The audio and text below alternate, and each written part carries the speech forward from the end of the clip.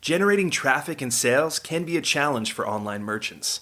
But selling on the Walmart Marketplace puts your products in front of millions of customers who shop on Walmart.com.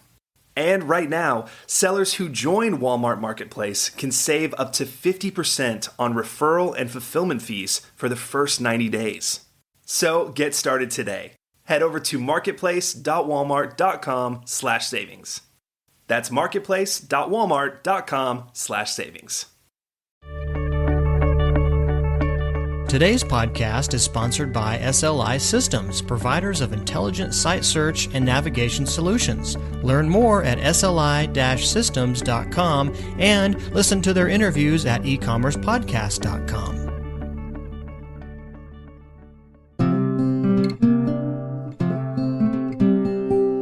Your path to e-commerce success starts right here. You're listening to Practical E-commerce, the podcast for e-commerce results.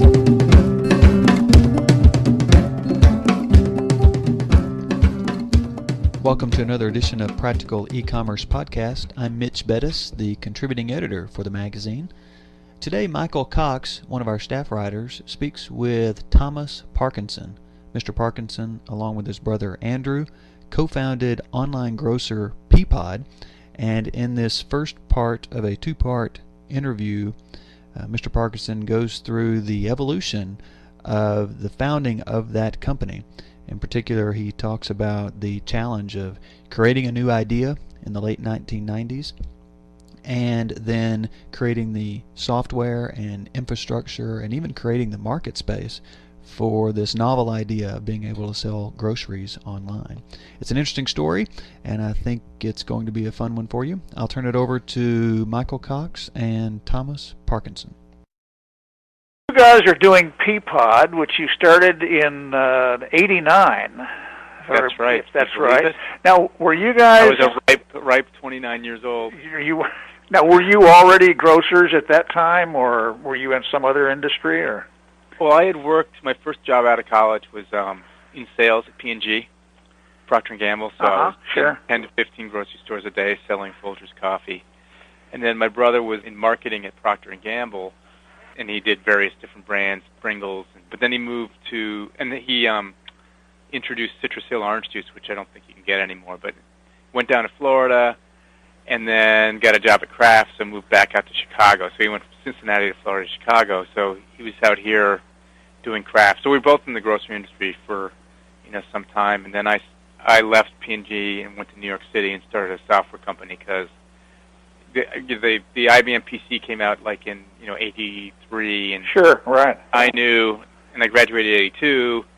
Computing at college back then was on a mainframe, but I said, "Oh, this looks great." So I started a software company with a friend, and then I sold that, and then I came out to Chicago and started it.Peapod with my brother. What sort of software were you doing?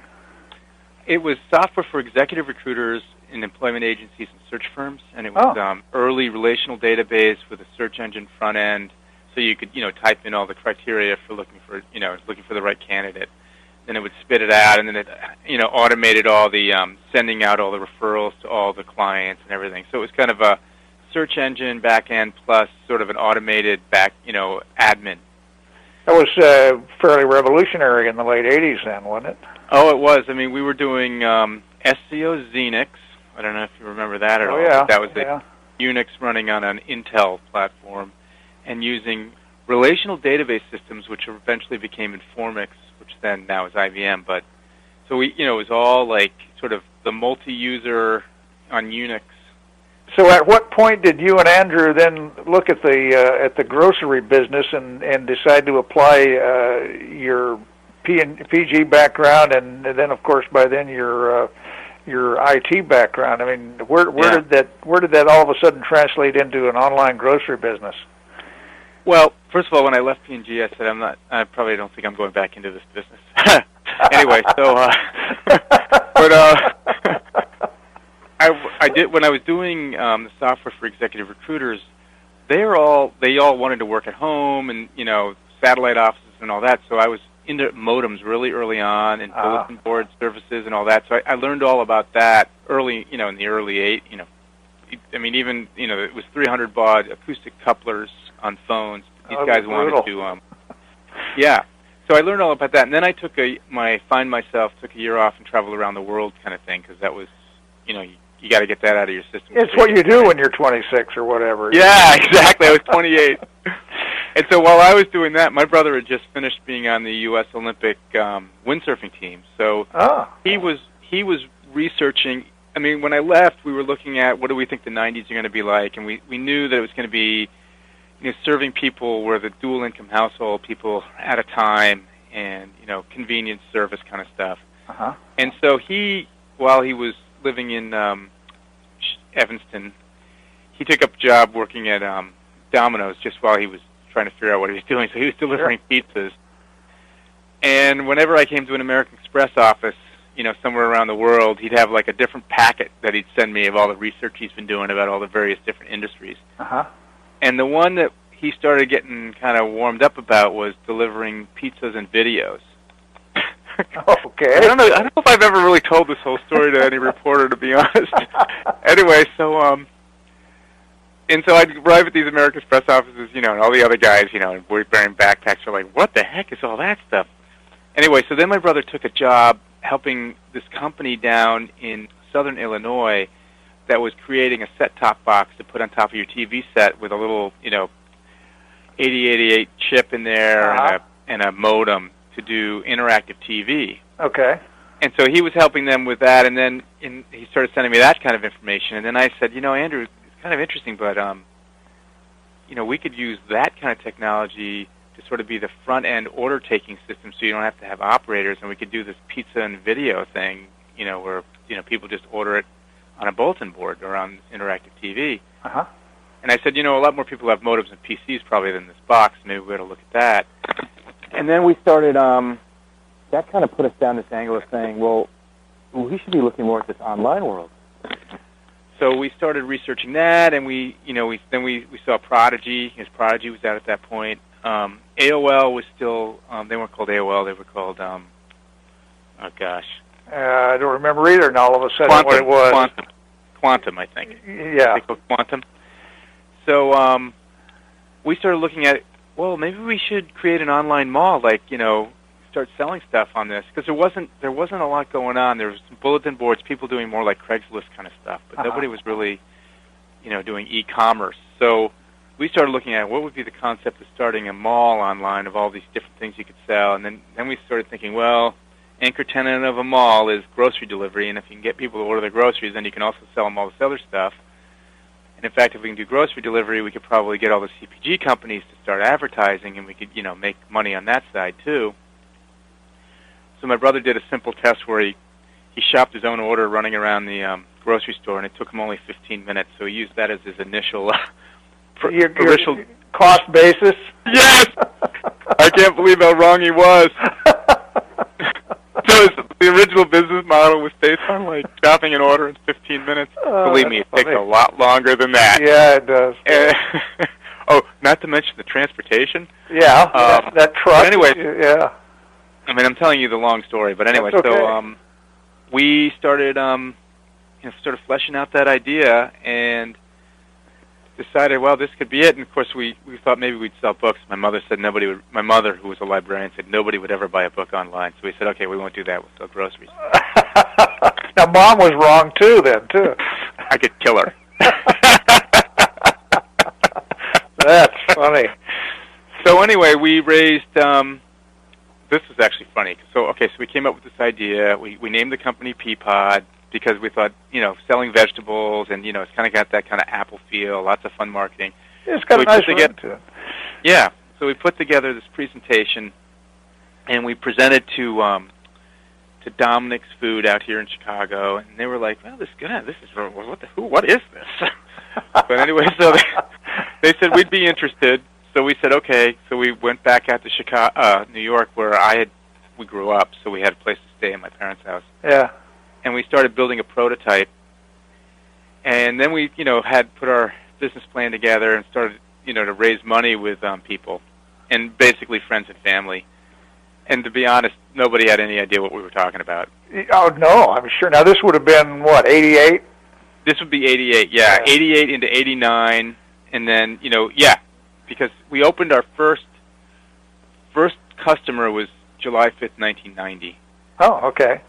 So we raised the 25 from friends and family. My father says, I don't know what you guys are doing, but you're my son, so I gotta. So we got into this Northwestern University incubator in Evanston, Illinois. And we hired another programmer. So I wrote the back end systems, and he was writing the front end system, and we got the thing done by July 5th. And our first customer was Jerry Perlman from Zenith. Well, I think it's wonderful you remember him. Oh yeah. I assume Jerry was a him. Yeah, it was. And the funny thing was, this is where we really learned a lot, because so I shopped the order, and my brother made the delivery. And right from the start, he had ordered like Diet Coke 2-liter bottles, and I thought I had it. It was like 25 of them.